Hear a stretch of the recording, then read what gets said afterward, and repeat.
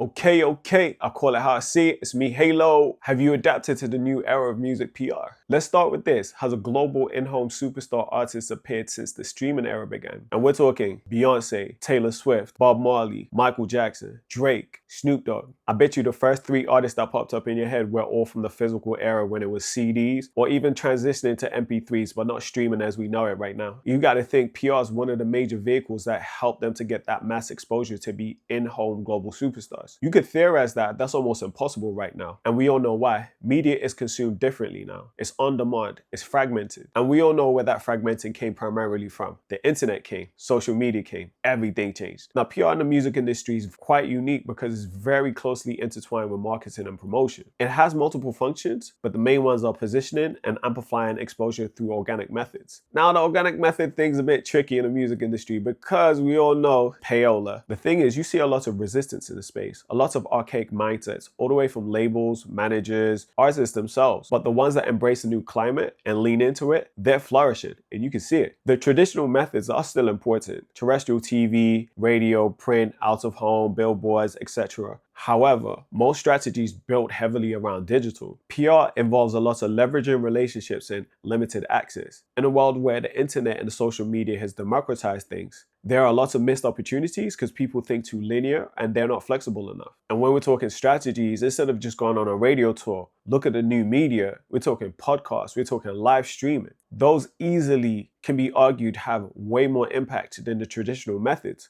Now, don't get me wrong, you still want to go and perform on a Fallon, but if you're on a live stream with someone like Kai Cenat, that can arguably have a bigger impact of your career in this current climate. And traditional PR is normally tied to a release cycle, a single, an album, or project. Nowadays, it doesn't necessarily have to be, because out of cycles, artists can easily still remain visible because of the new media. You have artists that are into sports, sneakers, anime, gaming. The opportunities are endless for storytelling that are not necessarily tied into a release cycle. Back catalog is important because although you might not have anything new currently released, that exposure can introduce them to new ears that can go check out the back catalog. Because after all, it's all about getting exposure to new audiences, hopefully gaining new fans. PR is also very important because artist development is slightly different now. Media training used to be a norm. It isn't anymore. As much as people might say all PR is good PR, that's not necessarily true in this day and age. People could get cancelled, careers could get ended, especially when people are looking for clickbait. There are huge artists that refuse to do interviews because of that. Now, artists themselves participate in new media.